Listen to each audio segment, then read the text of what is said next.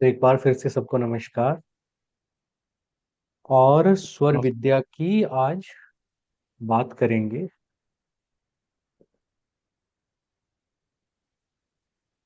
Numerology के बीच में स्वर विद्या वैसे प्लानिंग में था नहीं, पर पिछले दिनों क्वेरीज बहुत सारी आई। पता नहीं वो लोग क्वेरी करने वाले लोग आज सेशन में हैं या नहीं है, मगर फिर कंवर ने एक बीच में प्लान कर लिया। स्वर विद्या का जो टॉपिक है ये मेरे दिल के ऐसे बहुत करीब है, क्योंकि जीवन में किसी भी प्रकार की इच्छा हो, उस इच्छा को पूरा करने वाला ये टॉपिक है। और ये साइंस है, ये आर्ट नहीं है, साइंस है, प्रूवन साइंस है। भगवान शिव ने जब माँ शक्ति उनसे पूछ रही थी कि आप इस संसार को कैसे चलाते हैं, कैसे कंट्रोल करते हैं, इतने सारे फैक्टर्स, इतनी सारी चीजें, ये सारा संसार कैसे कंट्रोल कर रहे हैं। तो लॉर्ड शिवा ने कहा कि बहुत सिंपल है, मैं बस सबके सांसों को कंट्रोल करता हूँ। और सिस्टम ऐसा बनाया गया है कि सांसों को कंट्रोल करने से ही सब कुछ कंट्रोल हो जाएगा।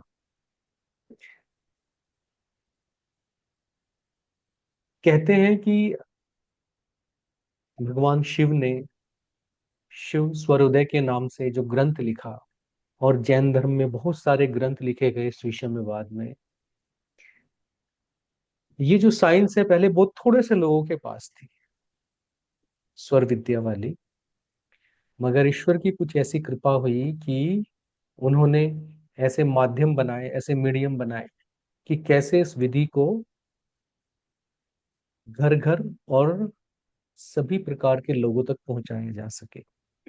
आज हम इसके बेसिक्स को डिस्कस करेंगे, और इसे इस तरीके से डिस्कस करेंगे कि जब ये पूरा सेशन आप लोग अटेंड करें तो आप लोग कुछ लेकर जाएं इसमें से।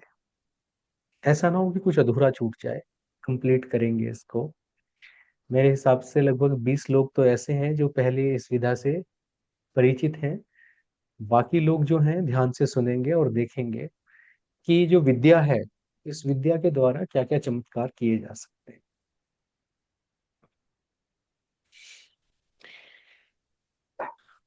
बहुत ध्यान से अगर हम अपने अस्तित्व को देखें तो हमारा जो अस्तित्व है वो 5 प्रकार के शरीरों से मिलकर बना है।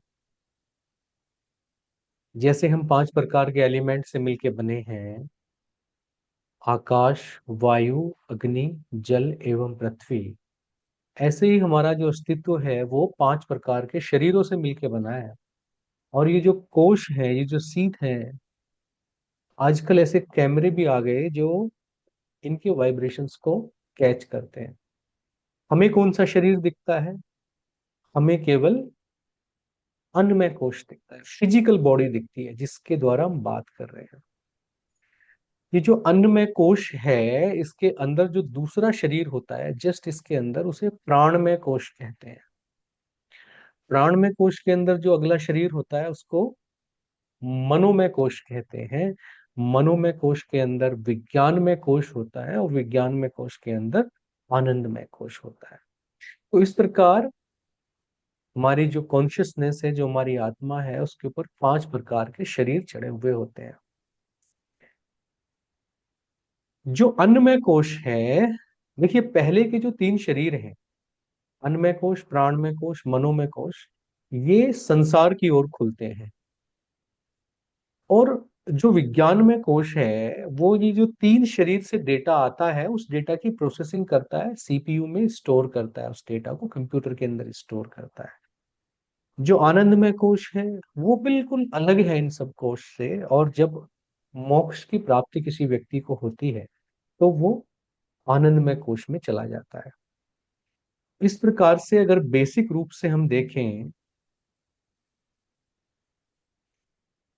जो अन्नमय कोश है, जो ये शरीर है जो हमें दिखता है, इसका पोषण कैसे होता है? भोजन से होता है, फूड से होता है। जो प्राणमय कोश है उसका पोषण किससे होता है? प्राण से होता है, सांसों से होता है। जो सांस हम लेते हैं उससे इसका पोषण होता है, प्राणमय कोश का। मनोमय कोश का शोषण कैसे होता है? विचारों से इसका पोषण होता है। मनोमय कोश का पोषण विचारों से होता है। So the food is required for annamaya kosha, then prana, और the breathing is required for pranamaya kosha, and thoughts are required for manomaya कोश।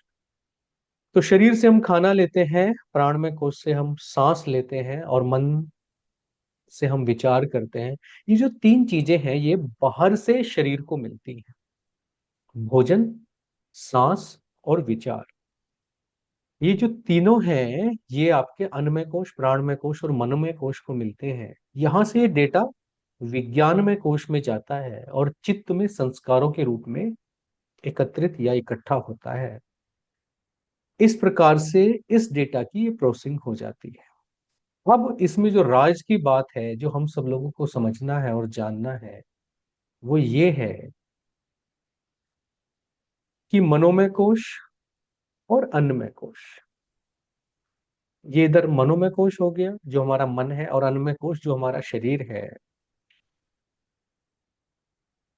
इस अन्नमय कोश में 5 सेंसरी सिस्टम है। There are 5 sensory systems. कौन कौन से?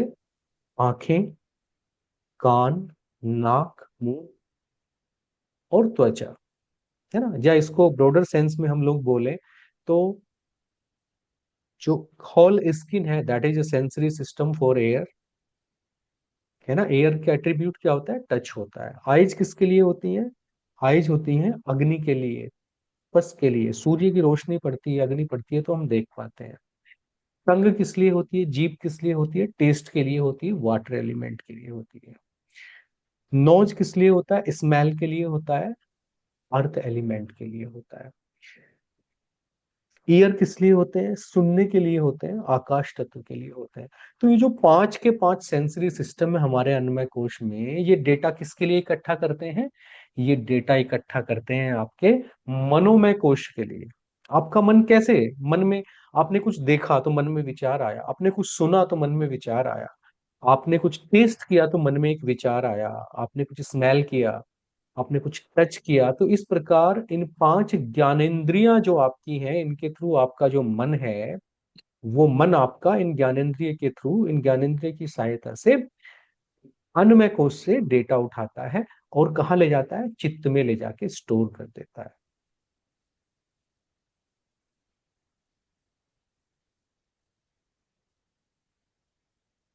तो ये जो डेटा आपका अन्नमय कोश से आपके मनोमय कोश में जाएगा, ये किसके थ्रू जाएगा? ये प्राणमय कोश के थ्रू जाएगा। प्राणमय कोश क्या है? प्राणमय कोश में, जैसे जैन ग्रंथ बोलते हैं कि 72 करोड़ 72 हजार, नहीं, 72 करोड़ 72 लाख 10,200 नाड़ियां हमारे प्राणमय कोश में हैं। मगर ये नाड़ियां हमें दिखती नहीं है। ये है प्राणमय कोश में मगर दिखती नहीं है। 10 प्रकार की वायु हमारे प्राणमय कोश में है। कौन कौन सी वायु है? उपान वायु, उदान वायु, समान वायु, व्यान वायु, है ना। फिर इसमें 5 प्रकार की उपवायु हैं जिन्हें हम बोलते हैं कूर्म, कृकल, नाग, देवदत्त एंड धनंजय। ये क्या है, किस प्रकार की हैं, इसकी चर्चा फिर कभी करेंगे। मगर ये 10 प्रकार की वायु हैं जो आपकी रहती हैं आपके प्राणमय कोश में। अन्नमय कोश में आपकी 5 प्रकार की इंद्री हो गई और 5 प्रकार की वायु हो गई आपकी प्राणमय कोश में, जिसमें 5 प्रकार की उपवायु होती हैं जो बाद में आती हैं। इस प्रकार से आपका जो मनोमय कोश है वो अन्नमय कोश से कनेक्ट हो गया, किसके थ्रू? प्राणमय कोश के थ्रू। तो इसमें 3 प्रकार के स्वर और 5 प्रकार के एलिमेंट होते हैं। अब ये जो 3 प्रकार के स्वर हैं आपके, यही आपकी ब्रीदिंग है, यही आपकी इनपुट है जो आप संसार से लेते हो। मुंह से भोजन लेते हो और नाक से सांस लेते हो। ये सांस किसके थ्रू जाता है? ये प्राण में कोश के थ्रू जाता है। तो प्राण में कोश से जो सांस आ रहा है, जो स्वर आ रहा है, उसमें खास बात क्या है? उसमें मुख्य बात यह है कि अगर हम अपने स्वर को, अपने सांसों को कंट्रोल कर लें, अन्नमय कोश और मनोमय कोश दोनों कंट्रोल में आ जाते हैं।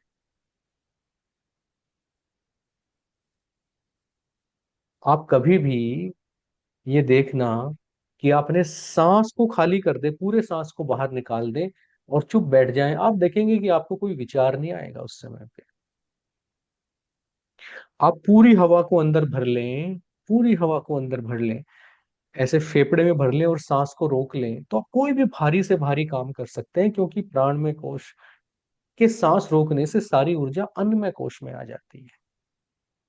अगर आप सारे सांस को बाहर निकाल दें, तो आपकी जो ऊर्जा है वो मनोमय कोश में चली जाती है, ध्यान में चली जाती है। कभी भी जब आप सांस बाहर निकाल रहे हैं, सांस छोड़ रहे हैं, उस समय पे कभी भी आपको कोई वेट नहीं उठाना चाहिए। वेट उठाएंगे तो किसी भी प्रकार से पीठ में किसी भी प्रकार की दिक्कत आ सकती है। हमेशा सांस अंदर भर के आपको वजन उठाना है, क्योंकि जब आप सांस अंदर भर के रोकते हो तो आपकी चेतना अन्नमय कोश में चली जाती है, और जब आप सांस बाहर निकाल देते हो और रोक लेते हो तो आपकी चेतना मनोमय कोश में चली जाती है। प्राणमय कोश के जो तीन स्वर हैं जो आप सांस लेते हो, ये आपके प्राणमय कोश, मनोमय कोश, अन्नमय कोश तीनों को कंट्रोल करते हैं, और इन तीनों के कंट्रोल होने से चित्त कंट्रोल में आ जाता है, और चित्त कंट्रोल में आने से जीवन में जिस चीज की इच्छा आप करते हैं, जो आप चाहते हैं, आप मटेरियलिस्टिक चीजें चाहते हैं, आप मोक्ष चाहते हैं, जो आप चाहते हैं, वो इन सांसों को नियंत्रित करके, by controlling your breathing, you can achieve और गेट एनीथिंग। ठीक है? तो हमें किसे कंट्रोल करना है? प्राणमय कोश को। जिसने प्राणमय कोश का अर्थ समझ लिया, महत्व समझ लिया, फिर उसके लिए कुछ भी असंभव नहीं रह जाता है। तो जो 72 करोड़ 72 लाख नाड़ियां जो हम बता रहे थे, उनमें से प्रोमिनेंट नाड़ी की अगर बात करें प्राणमय कोश में, तो वो 3.5 लाख नाड़ीज हैं जिनका सब ग्रंथों में जिक्र मिलता है ना। ये ऐसे होता है जैसे आपका ये प्राणमय कोश एक शहर के जैसा है। जैसे आपके शहर में ना बहुत सारी सड़कें होती हैं, तो जो कुछ सड़कें होती हैं, गली किसी के घर में चली गई, किसी मोहल्ले में गली चली गई, वो सारी गलियों को मिला के भी शहर की गलियां होती हैं। मगर इस शहर में जो आपका प्राणमय कोश है, इस इतनी गलियां हैं, इतनी स्ट्रीट्स हैं, जो एक स्ट्रीट दूसरी स्ट्रीट से जाके मिलती है और बाहर निकल जाती है। अगर वैसी स्ट्रीट की गणना करें तो ये 3.5 लाख नाड़ी हमारे प्राणमय कोश के अंदर होती है। इसमें से भी जो 72 हजार नाड़ियां हैं वो सिग्निफिकेंट होती है, बड़ी होती हैं, वो चौराहे वाली नाड़ियां होती हैं। और 14 जो नाड़ी है, अगर आप इसको नेट पे भी डालोगे तो इन 14 नाड़ी के आपको बकायदा नाम लिखे हुए नजर आएंगे कि कौन कौन सी नाड़ियां हमारी होती हैं। 14 नाड़ियां ये प्रोमिनेंट होती हैं, और इन प्रोमिनेंट्स में भी तीन जो नाड़ियां हमारी होती हैं वो मेजर नाड़ी होती हैं। इन तीन नाड़ियों का क्योंकि दरवाजा संसार की ओर खुलता है, तो इन्हीं नाड़ी को हम सबसे ज्यादा स्ट्रेस देंगे और समझने की कोशिश करेंगे। ये तो तीन मेजर नाड़ी हैं। कौन कौन सी हैं ये? जो राइट वाली नाड़ी है उसको सूर्य नाड़ी कहते हैं। जब आप राइट नोस्ट्रिल से सांस लेते हो, इसको बोलते हैं पिंगला या सूर्य नाड़ी। जब आप लेफ्ट नोस्ट्रिल से सांस लेते हो, इसको आप बोलते हो इडा या चंद्र नाड़ी। और जिस समय दोनों नोस्ट्रिल से सांस आ रहा होता है, उसको हम बोलते हैं क्या? सुषुम्ना नाड़ी। बहुत ध्यान से इस चीज को समझना है। सूर्य नाड़ी जो हमारे राइट हैंड साइड में है, क्योंकि राइट हैंड साइड की सारी चीजें गर्म होती है, उष्ण प्रकृति की होती है, हॉट टेम्परामेंट की होती हैं।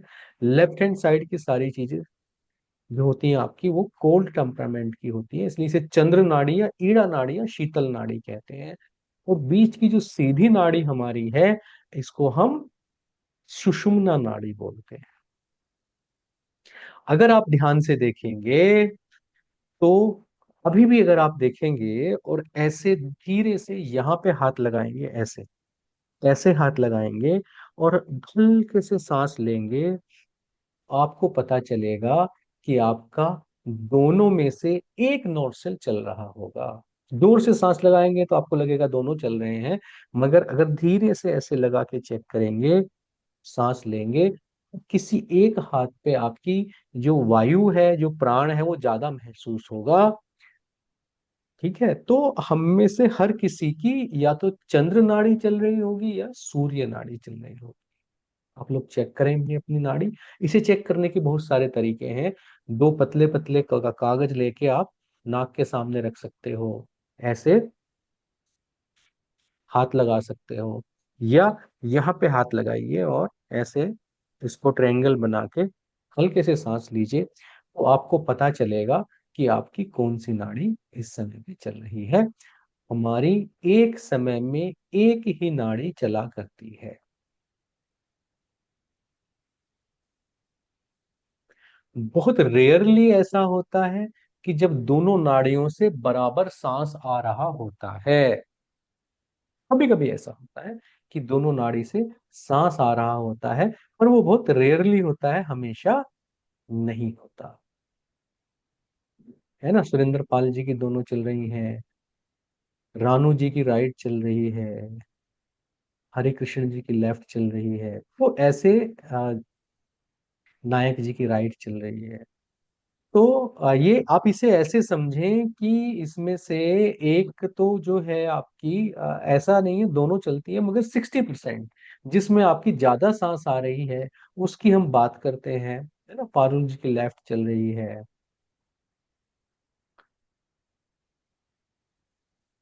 रविंद्र जी की राइट चल रही है, अंजना जी की राइट, मनीष जी की राइट, नीलिमा जी की लेफ्ट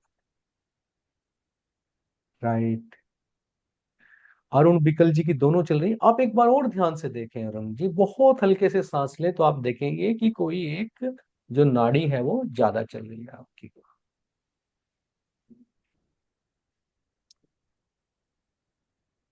तो राइट वाली हो गई पिंगला, सूर्य गर्म नाड़ी।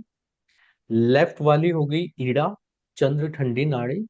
और इन दोनों के बीच में जो एक सीधी जाती है ना, क्योंकि ये दोनों जो है ऐसे ऐसे चक्कर काटती हुई जाती है, ईड़ा एंड पिंगला, आपके जो बॉडी चक्र होते हैं उनसे ऐसे चक्कर काटती हुई जाती है, मगर जो जो ये आपकी सुषुम्ना है ये सीधे जाती है। इसको आप ऐसे समझें कि जो तीन नदियों का संगम है ना, ये जो आपकी बीच वाली नदी है, ये आपकी क्या है? सरस्वती है। इसको सुषुम्ना बोलते हैं। एक गंगा है, एक यमुना है, एक सरस्वती है, जो बिल्कुल गुप्त जाती है और सीधे जाती है। तो हमेशा तीन चीजें होती हैं, जैसे चुंबक आप देखते हो ना, तो मैग्नेट में भी आपका क्या होता है, एक नॉर्थ पोल होता है, एक साउथ पोल होता है, मगर उन दोनों के बीच में भी कहीं पे एक जगह पे सुषुम्ना पोल होता है जो दोनों को जोड़ रहा होता है। ठीक है, तो हमारे मन की भी तीन स्थिति होती है। एक अवस्था होती है जागृत, जागृत मतलब जब आप जाग रहे हैं। दूसरी अवस्था होती है सुषुप्ति, जब आप सो रहे हैं। अगर आप सो रहे हैं तो ये दूसरी स्थिति हो गई। और एक होती है जागृत, एक होती है निद्रा, सॉरी। एक जागृत हो गई, एक निद्रा हो गई जब आप सो रहे हैं। एक सुषुप्ति की अवस्था होती है। सुषुप्ति की अवस्था क्या होती है कि आपका मन तो इस प्रकार से बिहेव करे जैसे आप सो गए, कोई विचार नहीं आ रहा है, मगर रूम में कौन आ रहा है, कौन जा रहा है, क्या हो रहा है, आप हर चीज से भली भांति परिचित हैं। ये कहा जाता है कि योग के लिए, साधना के लिए सुषुप्त की अवस्था सबसे अच्छी होती है। तो जब भी सुषुम्ना नाड़ी किसी की चले, या तो दोनों नाक से सांस नहीं आ रहा है बाहर, या बराबर आ रहा है, अगर सुषुम्ना नाड़ी चल रही है, तो वो समय पूजा करने का समय होता है। वो एक ऐसा समय होता है जिसमें कभी भी कोई भी दूसरा कार्य नहीं करना चाहिए। वो सुषुप्ति का समय, सुषुम्ना का समय है। ठीक है। बाकी सारे कार्य या तो ईड़ा में करने चाहिए या पिंगला में करने चाहिए, इसके बारे में चर्चा करेंगे कौन सा कार्य कब करना चाहिए। मगर ये तीन जो नाड़ियां हैं आपकी, ये बहुत ही महत्वपूर्ण नाड़ियां हैं। आगे बढ़ते हैं। तो इसमें सही कॉम्बिनेशन क्या है? सुबह आपकी हमेशा ईड़ा नाड़ी चलनी चाहिए। ध्यान दें इस बात पर। मॉर्निंग में हमेशा कौन सी नाड़ी चलनी चाहिए? ईड़ा नाड़ी चलनी चाहिए। दोपहर में ईड़ा नाड़ी चलनी चाहिए। यानी कि जब तक सूर्य प्रकट हैं, जब तक सूर्य दिख रहे हैं, जब तक सूर्य देवता हैं, तक कौन सी नाड़ी चलनी चाहिए? ईड़ा नाड़ी चलनी चाहिए। सूर्य बाहर से आपको हीट दे रहे हैं, ईड़ा नाड़ी, चंद्र नाड़ी आपको ठंडा दे रही है। तो इस प्रकार गर्म और ठंडे के बैलेंस से आपका शरीर बैलेंस रहता है। शाम को सनसेट के बाद जब सूर्य देवता अस्त हो जाते हैं, तो आपकी कौन सी नाड़ी चलनी चाहिए? पिंगला नाड़ी चलनी चाहिए। तो रात में पिंगला नाड़ी चलनी चाहिए, दिन में ईड़ा नाड़ी चलनी चाहिए। अगर ऐसा नहीं हो रहा है तो यह बीमारी के लक्षण हैं। दिन में 3-4 बार चेक करें। रात्रि में सोने से पहले, सोने के समय, रात में यदि आंख खुल जाए तो चेक करें और देखें कि आपकी कौन सी नाड़ी चल रही है। और रात में आपकी पिंगला नाड़ी चलनी चाहिए, दिन में आपकी ईड़ा नाड़ी चलनी चाहिए।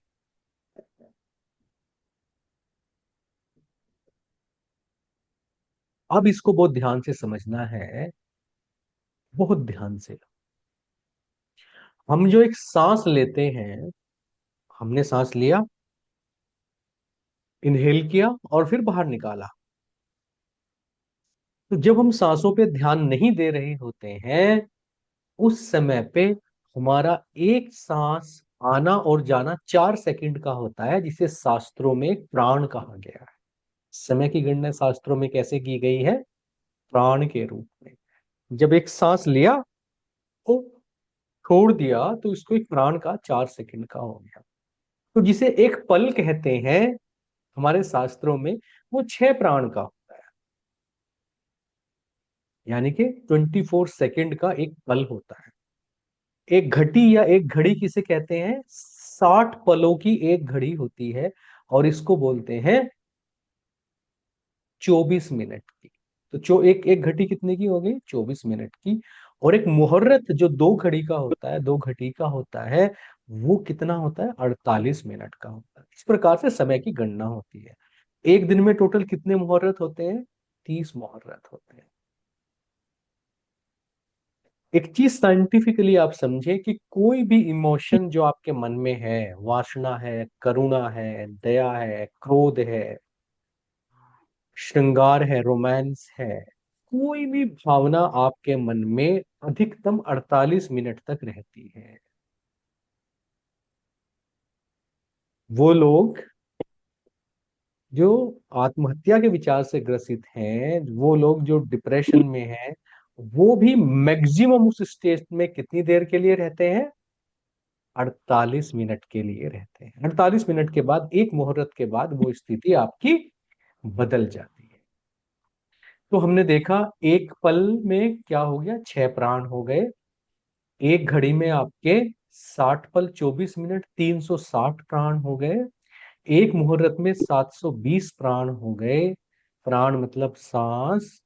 एक दिन में 21,600 प्राण हो गए 30 मुहूर्त के अंदर। एक महीने में आपके 6,48,000 सांस हो गए। एक साल में आपके 77,76,000, 77,76,000 सांस एक साल में हो गए। और 100 साल में कितने हो गए? 77,76,00,000 सांस हमने कितने दिन में लिए? 100 साल में। ये हमारे सांसों के भंडार है। हमारे शास्त्री ये कहते हैं कि आयु के रूप में हम ईश्वर के यहाँ से आयु के रूप में हम समय की गणना लेके नहीं आए कि कितने साल जिएगा आदमी। हम किस चीज की गणना लेकर आए हैं? सांसों। सांसों की गणना लेके आए। सांसों की गणना लेके आए। अगर किसी व्यक्ति की आयु 100 साल की है तो उसे कितने सांस मिले? 77,76,000, इतने सारे। अब एक आदमी है जिसे 77 लाख, 77 कोटि। नहीं करोड़ है ना ये? Yes sir, 70 crore. हाँ, यस सर। 77 करोड़ 76 लाख। 76 लाख जो सांस है वो मिले हैं एक आदमी को। अब अगर इन सांसों को देखें, मान लो एक आदमी है जिसकी प्रकृति रजस और तमस की है, तो ये व्यक्ति क्या करेगा? ये 1 मिनट में 20 सांस लेगा। तो इसका जो प्राण है, जो एक सांस है, कितने सेकंड का हो गया?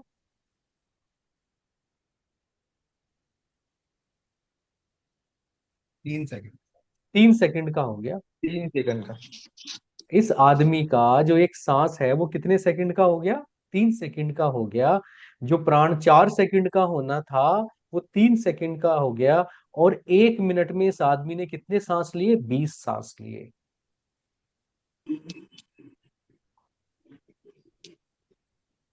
इस आदमी का जो लाइफ स्पैन होगा वो कितना होगा? 77 करोड़ 76 लाख मल्टीप्लाइड बाई 3, जो इसने 3 सेकंड का सांस लिया है। इसे फिर इतने सेकंड, इतने मिनट, इतने घंटे, 1 महीना और 1 साल से डिवाइड करें तो ये आदमी कितने साल जिएगा? 75,000 साल, 75। 75 ईयर्स जिएगा। तो वो आदमी जो कितनी आयु लेकर आया था? 100 साल की आयु। 100 सर। इस आदमी ने ऐसे कार्य किए कि इसने सांस 4 सेकंड के बजाय 3 सेकंड में लिया। तो ये आदमी कितने साल जिया? 75 साल जिया। क्योंकि हम तो सांस गिनती के लेकर आए हैं। अब दूसरे आदमी का केस देखते हैं। एक आदमी सत्य प्रकृति का व्यक्ति है, रजस प्रकृति का व्यक्ति नहीं है। और ये व्यक्ति 1 मिनट में केवल 12 सांस लेता है। तो इस आदमी का जो एक सांस होगा वो कितने सेकंड का होगा? 5 सेकंड्स। 5 सेकंड का एक सांस होगा। इस आदमी की 77 करोड़ 76 लाख सांस में लाइफ स्पेन क्या हो जाएगा? 125 ईयर्स। तो जो 100 साल की जो आयु लेके आया था व्यक्ति, अगर वो अपने सांस कॉन्शियसली ले, होश पूर्वक ले, तो ये व्यक्ति 25 साल तक ज्यादा जिंदा रह सकता है। किस चीज की गिनती हो रही है? केवल सांसों की गिनती हो रही है।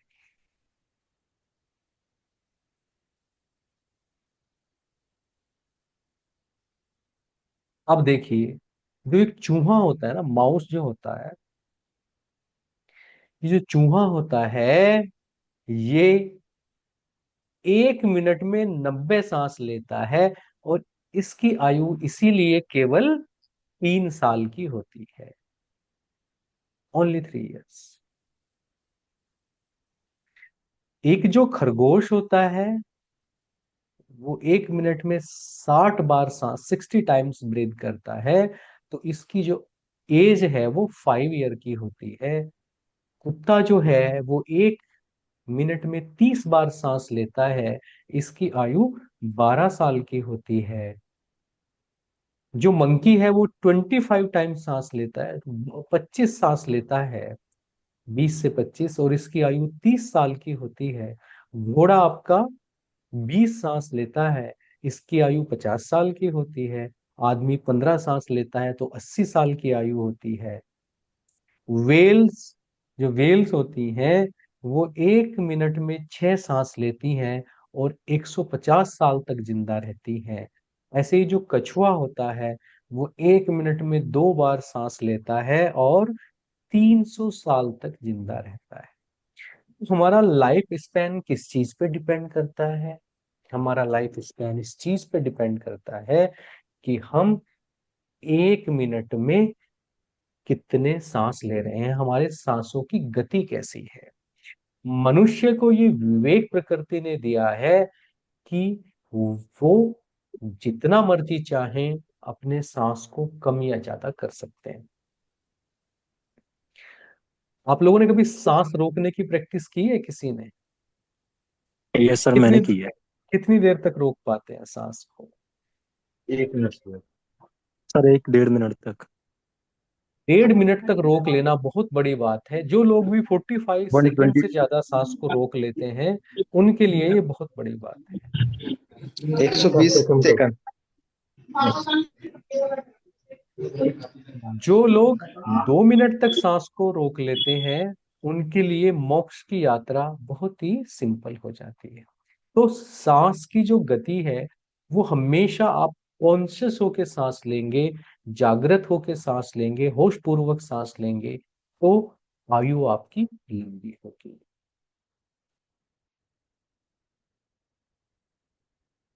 अब नेचुरल साइकिल की बात अगर करें, सांसों की अगर बात करें, स्वर की अगर बात करें, इसी को हम स्वर बोलते हैं। कुछ लोग कंफ्यूज भी होते हैं कि ये कौन सा स्वर है।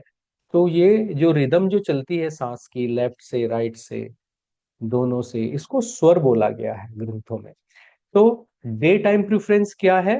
लेफ्ट नॉर्सिल, चंद्र नाड़ी या ईड़ा नाड़ी चलना चाहिए।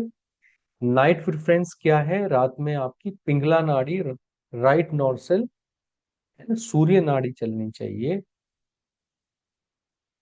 और जो बात ध्यान देने की है कि नॉर्मली एक जो नाड़ी है, चाहे वो पिंगला नाड़ी हो चाहे वो ईड़ा नाड़ी हो, आपकी 1 मिनट तक चलती है। किसी भी व्यक्ति की नाड़ी ये चलती है वो 1 मिनट तक चलती है।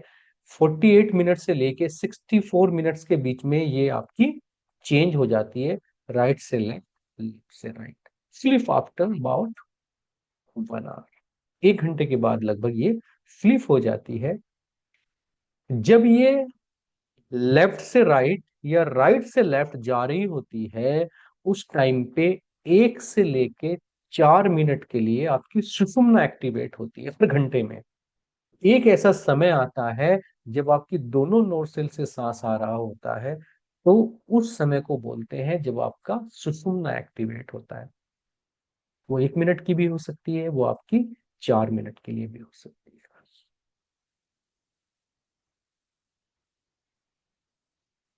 सबसे इंपॉर्टेंट, सबसे महत्वपूर्ण जो बात है वो ये है इस सारे प्रोसेस में कि सूर्योदय के समय, at the time of sunrise, which nostril is active. कौन सा स्वर आपका चल रहा है? ईड़ा चल रहा है, पिंगला चल रहा है? कौन सा स्वर आपका चल रहा है उस समय पे जब सूर्योदय हो रहा है?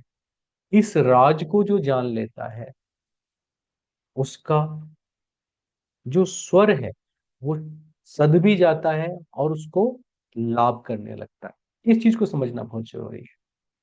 तो starting of your day, how you can start this, the swara in the morning at sunrise depend on the moon phase and day। Moon phase मतलब शुक्ल पक्ष या कृष्ण पक्ष। क्या क्या व्यवस्था बनाई है ऊपर वाले ने कि आपका सनराइज के टाइम पे कौन सा स्वर चलना चाहिए।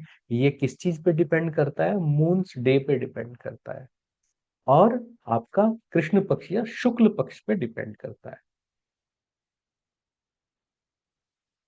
कैसे अपना दिन स्टार्ट करना है इसको बहुत ध्यान से देखना है।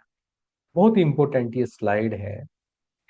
Wake up in the morning, one मुहूर्त, यानी के सूर्योदय से 48 मिनट पहले, एक मुहूर्त पहले सुबह को जग जाना चाहिए।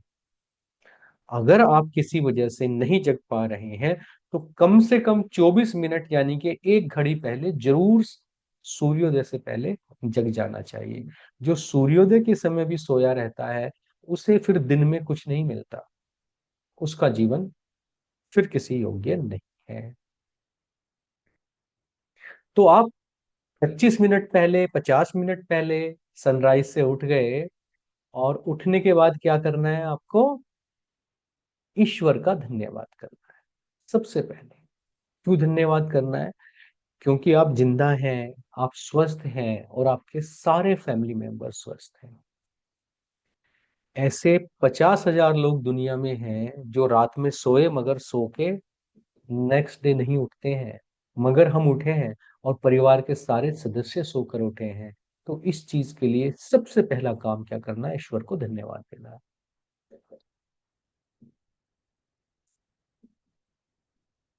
उसके बाद क्या करना है? वसुधैव कुटुंबकम से ऑल द लिविंग क्रिएचर्स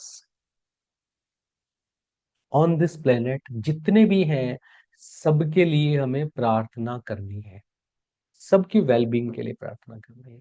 किसी एक धर्म के लिए नहीं करनी, किसी एक मजहब के लिए नहीं करनी, किसी एक राष्ट्र के लिए नहीं करनी, केवल मनुष्यों के लिए नहीं करनी।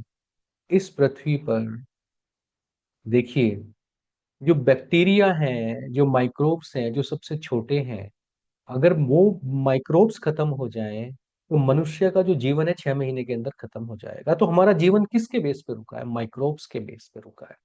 तो जो हमें दिखते नहीं है आंखों से, जिन्हें हम विषाणु समझ के एंटीबायोटिक खा खा के मारते रहते हैं, वही तो हमारा जीवन चलाते हैं। तो उनकी वेल बीइंग के लिए भी हमें सुबह सुबह उठ के प्रार्थना करनी है कि मेरे शरीर में जो 100 ट्रिलियन बैक्टीरिया हैं, जो मेरे खाने को खून में और बाकी चीजों में बदलते रहते हैं, मैं उनकी भलाई के लिए भी ईश्वर से प्रार्थना करता हूँ। जब मैं सो गया था और वो सारी रात मेरे भोजन को शरीर के अलग अलग न्यूट्रिएंट्स में, अलग अलग पोषक तत्वों में बदल रहे थे, मैं उनके लिए भी धन्यवाद करता हूँ। पेड़ों का, हर किसी का धन्यवाद के वेल बीइंग के लिए ऊपर से ईश्वर से प्रार्थना करता हूँ। इसके बाद आपको मैनिफेस्ट योर ड्रीम गोल। आपका जो गोल है, जो आपका ऑब्जेक्टिव है, उसको मैनिफेस्ट करना है, और मैनिफेस्ट करके उसको धीरे से यूनिवर्स को ऐसे हैंड ओवर कर देना है, जो भी आपका गोल है। जब आप हैंड ओवर कर रहे हैं, there should be a smile of gratitude. ईश्वर के प्रति ग्रेटिट्यूड की भावना होनी चाहिए। इसके बाद आपको क्या करना है? Check your swara. अपना स्वर चेक करिए। If it is not as per the moon calendar, then change. Left चल रहा है या राइट चल रहा है, ईड़ा चल रहा है या पिंगला चल रहा है या सुषुम्ना चल रहा है, उसको चेक करिए उस समय पे। और अगर वो इस हिसाब से नहीं चल रहा है तो फिर क्या करना है आपको? इसको चेंज करना है।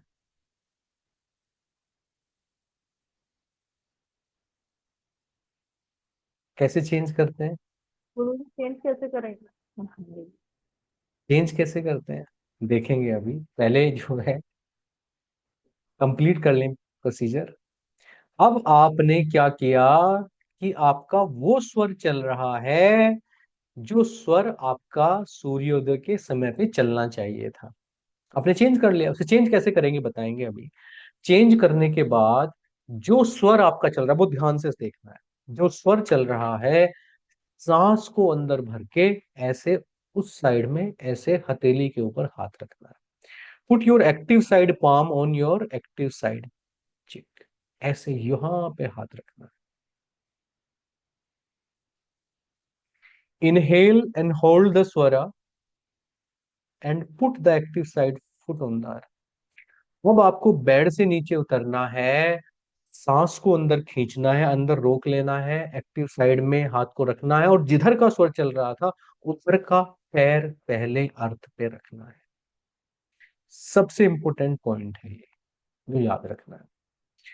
For active pingala, move 1 step forward east और north as per the availability of space around the bed. अगर आपका एक्टिव पिंगला था अगर आपका सूर्य स्वर एक्टिव था, अगर आपका दायां स्वर एक्टिव था, तो दायां पैर आगे रख के सांस अंदर भर के एक कदम उत्तर या पूर्व की ओर चलना है।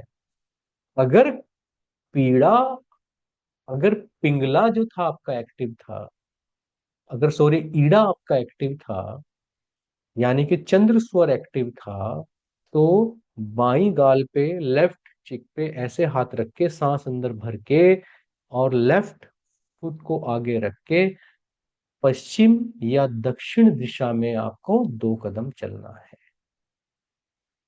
Stand at least for 30 seconds in gratitude as universe has accepted your goal. तो ये वो स्थिति है। अच्छा, इस टाइम पे बहुत लोगों को चक्कर आता है, तो किसी दीवार का सहारा जरूर ले लें आप। और इसीलिए आपको ना ये सारी प्रक्रिया करने को बोली गई है, क्योंकि जब आप उठ के बैठ जाते हैं ना, तो ब्लड फ्लो आपका कई बार ब्रेन में ठीक से नहीं होता और बेड के नीचे उतरने पे चक्कर आते हैं। कम से कम 30 सेकंड के लिए खड़े हों आप और ग्रेटिट्यूड से भरे उस टाइम पे, क्योंकि यूनिवर्स ने आपकी इच्छा पूरी की है,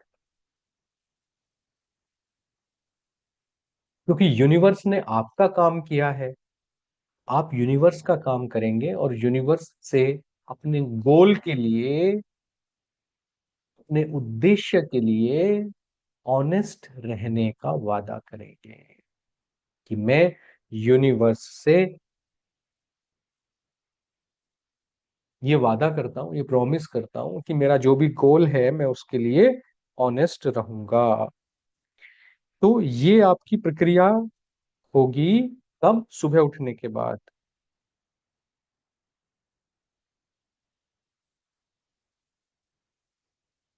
ओके,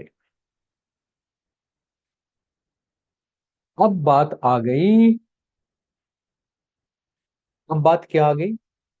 अब बात ये आ गई कि स्वर को चेंज कैसे करना है। मान लीजिए आप सुबह सो के उठते हैं और आपको ये लगता है कि आपका जो स्वर चलना चाहिए था वो स्वर तो चल नहीं रहा है, दूसरा स्वर चल रहा है। लेफ्ट चलना चाहिए था, राइट चल रहा है। तो क्या करेंगे, कैसे चेंज करेंगे? जिस साइड में, जिस तरफ के स्वर को आप बंद करना चाहते हो, उसे नीचे की साइड में करवट लेके लेट जाइए आप। मान लो आपका लेफ्ट चल रहा है और राइट चलाना चाहते हैं, तो लेफ्ट हाथ नीचे और लेफ्ट कंधे के बल ऐसे पोजीशन में लेट जाइए, इस लेफ्ट साइड से लेट जाइए, तो आपका जो स्वर है वो चेंज हो जाएगा। दूसरा क्या तरीका है? ठंडे या गर्म पानी से मुंह धोना, हाथ धोना, पैर धोना। गर्म पानी से धोएंगे पिंगला चलेगा, ठंडे से धोएंगे ऐसे कीड़ा चलने लगेगा। तीसरा क्या तरीका है? Intentional breathing.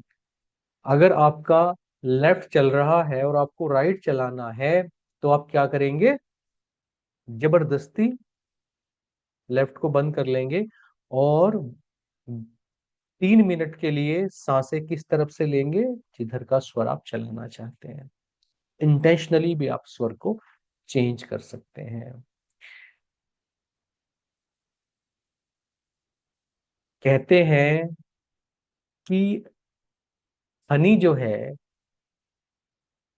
हनी अप्लाई करने से थोड़ा सा आपका नाक पे और यहाँ पे हाथ पे आपका पिंगला स्वर चलने लगता है, क्योंकि शहद जो होता है गर्म होता है, मधु गर्म होता है और घी ठंडा होता है, तो घी अप्लाई करने से यहाँ पे और थोड़ा सा नाक पे आपका ईड़ा स्वर चलने लगता है। इस प्रकार से भी आप स्वर को चेंज कर सकते हैं। जिधर का स्वर बंद करना है उसके नीचे एक हार्ड ऑब्जेक्ट, पहले ना ब्रह्मदंड रखते थे, ऐसे चलते थे आदमी, उसे ऐसे यूं लगा के बंद कर दो, तो वो स्वर जो है आपका बंद होके दूसरा चलने लगता है। कहते हैं कि चंदन का इत्र लगाने से स्वर तुरंत चेंज होता है, तुरंत चेंज होता है। तो जिधर का चल रहा है उधर आप थोड़ा सा चंदन का इत्र लगा दीजिए, तुरंत चेंज हो जाएगा। ये भी कहा जाता है शास्त्रों में कि स्थान चेंज करने से, जगह चेंज करने से भी आपका जो स्वर है वो चेंज हो जाता है। रेचक, कुंभक, पूरक प्राणायाम करने से भी स्वर चेंज होता है। तो मान लीजिए कि आपको इंटरव्यू दे रहे हैं और उस इंटरव्यू में आपका मान लीजिए लेफ्ट चलना है। आप किसी के सामने बैठे हैं और आपका लेफ्ट चलना है मगर राइट चल रहा है, तो आप क्या करेंगे? तो वहां कुर्सी पे आप बाकी सारी चीजें तो कर नहीं सकते, तो आपको क्या करना है, लेफ्ट में थोड़ा सा झुक के बैठ जाइए। ऐसे झुक के लेफ्ट में बैठ जाइए, सारी बॉडी का प्रेशर लेफ्ट में दे दीजिए। दूसरे पैर को उठा लीजिए और लेफ्ट को जमीन पर रख लीजिए। तो थोड़ी देर में आपका राइट स्वर चलने लगेगा। इस प्रकार से ये कुछ तरीके हैं जिनसे आप अपना स्वर चेंज कर सकते हैं।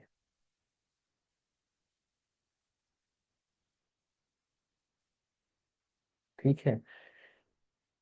ये टाइम साइकिल है शुक्ल पक्ष की, कि कैसे पता चलता है, देखिए। जो प्रतिपदा का दिन होता है, यानी कि जब प्रतिपदा होती है किसके बाद, अमावस्या के बाद शुक्ल पक्ष का पहला दिन चलता है, तो सूर्योदय के समय पे ईड़ा स्वर चलना चाहिए। दूसरे दिन 20 मिनट पहले सूर्य स्वर चलना चाहिए। तीसरे दिन सूर्योदय से 40 मिनट पहले सूर्य स्वर चलना चाहिए। और चतुर्दशी को यानी के चतुर्थी को यानी के शुक्ल पक्ष के चौथे दिन सूर्योदय के समय पिंगला स्वर चलना चाहिए। कह तो हम ये रहे थे कि सुबह ईड़ा चलना चाहिए, पर ये हर दिन बदल रहा है। फिर पिंगला 20 मिनट पहले जाएगा, फिर पिंगला 40 मिनट पहले जाएगा, फिर ईड़ा आ जाएगा। इस प्रकार से कोई भी स्वर 3 दिन चलता है और 3 दिन के बाद वो स्वर आपका चेंज हो जाता है। इसी प्रकार से अगर आप बात करें इसकी कृष्ण पक्ष की बात करें, तो कृष्ण पक्ष का जो पहला दिन होता है, पूर्णिमा से अगला दिन होता है, तो सूर्योदय के समय पिंगला स्वर चलना चाहिए। अब बेड पे बैठे हैं, सूर्योदय के समय कौन सा चलेगा, पिंगला चलना चाहिए। चल रहा है तो बेड से नीचे पैर उतारेंगे, नहीं चल रहा है चेंज करेंगे, 5 मिनट 10 मिनट वेट करेंगे और उसी स्वर के साथ बेड से उतरेंगे जो स्वर आपका चलते रहना चाहिए।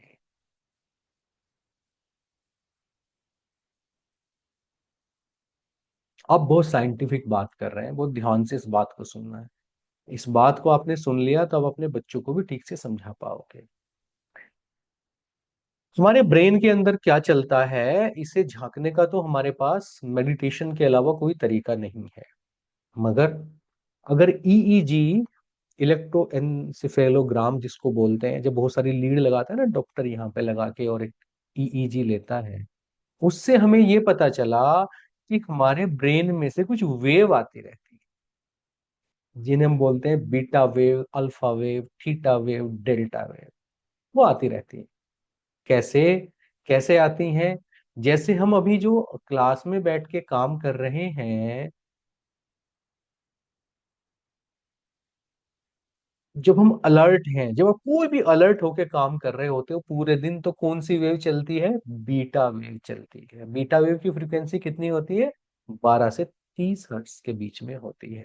आप मोबाइल पे रील देख रहे हो, बीटा वेव चल रही है। आप टीवी देख रहे हो, बीटा वेव चल रही है। आप बहुत कोई ध्यान से काम कर रहे हो, बीटा वेव चल रही है।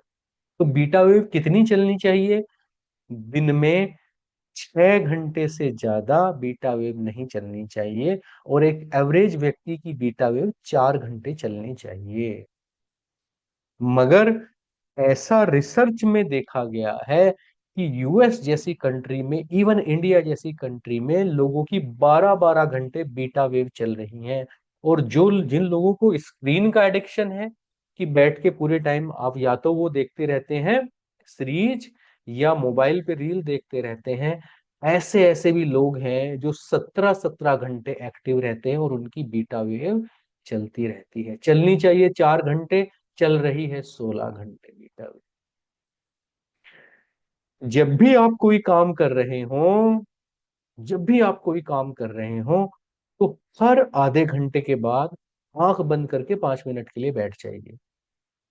जैसे ही आप अपने किताब को साइड में रखते हैं, काम को साइड में रखते हैं, मोबाइल स्क्रीन को साइड में रखते हैं, लैपटॉप को साइड में रखते हैं और आंख बंद कर लेते हैं, तो तुरंत आपका क्या चलने लगता है, अल्फा वेव। रिलैक्सेशन के मूड में आ जाते हो आप। Alpha wave. जिस व्यक्ति की रिद्धि जी पैटर्न ना बनाए स्क्रीन पे। जिस व्यक्ति की हर आधे घंटे में 5 मिनट या 15 मिनट के लिए अल्फा वेव चलती है, वो मानसिक रूप से स्वस्थ रहता है। उसे बीपी की परेशानी कभी नहीं होती, उसे इंसोम्निया की परेशानी, अनिद्रा की दिक्कत नहीं होती, उसे भूलने की बीमारी नहीं होती। हम लोग क्या करते हैं, घंटों घंटों 2-2 घंटे लगे रहते हैं, बीटा वेव में लगे रहते हैं। बीटा बीटा बीटा हमारे दिमाग से अलर्ट मोड निकलता रहता है, हमेशा अलर्ट मोड में रहते हैं और अल्फा में नहीं जाते। तो हर आधे घंटे में सब छोड़ के 5 मिनट के लिए आंख बंद करके जरूर बैठे। आजकल जो बड़ी बड़ी कंपनी है, गूगल जैसी कंपनीज, वो क्या करती हैं, अपने एम्प्लॉइज के लिए दोपहर में ऐसे आंखों पे पट्टी बांध के उन्हें आधे घंटे के लिए सुला देती हैं, नैप देती हैं, 15-20 मिनट, आधे घंटे का। तो जब उस टाइम पे हम लोग सोते हैं, उस टाइम पे निकलती है थीटा वेव, जिसको 4 या 8 हर्ट्ज की फ्रीक्वेंसी होती है। और ये वेव अगर किसी के दिन में 10 मिनट के लिए भी निकल गई, तो उसकी क्रिएटिविटी 100 गुना बढ़ जाती है। तो कोशिश करें, कोई आपको कुछ भी कहे, सोए 15 मिनट के लिए दिन में एक नैप जरूर लें। लोग आपको बूढ़ा कहें, निकम्मा कहें, इस बात को छोड़िए, लेकिन आपका जो ब्रेन है वो थीटा वेव में एक बार दिन में जरूर जाना चाहिए। सबसे कम फ्रीक्वेंसी की होती है डेल्टा वेव। डेल्टा वेव कितनी होती है, 0.5 से लेके 4 हर्ट्ज के बीच में। ये कब होती हैं, या तो जब हमारी रात में ना डीप स्लीप होती है, नॉन रैम जब आता है, डीप स्लीप के टाइम पे हमारी डेल्टा वेव निकलती है। कोई कोई उस टाइम पे ड्रीम नहीं आता। या फिर जो गहन समाधि की स्थिति में होते हैं और ट्रांस में चले जाते हैं, उनकी जो है डेल्टा वेव निकलती है। डेल्टा वेव अगर 15 मिनट के लिए भी निकल गई, तो हमारा ब्रेन फुल्ली चार्ज हो जाता है। जैसे बैटरी आप लगाते हो ना चार्जिंग पे मोबाइल की, तो रात में जब हम सो जाते हैं तो हमारा ब्रेन जो है वो चार्जिंग पे लगता है। दिन भर के जो इमोशंस हैं वो हमारे कॉन्शियस ब्रेन से सबकॉन्शियस ब्रेन में शिफ्ट होते हैं। कुछ जो होते हैं सपने दिखा दिखा के, उनके एल्गोरिदम को बैलेंस कर करके डेटा चंक के रूप में और वो चित्त के संस्कारों के रूप में इकट्ठा करता रहता है।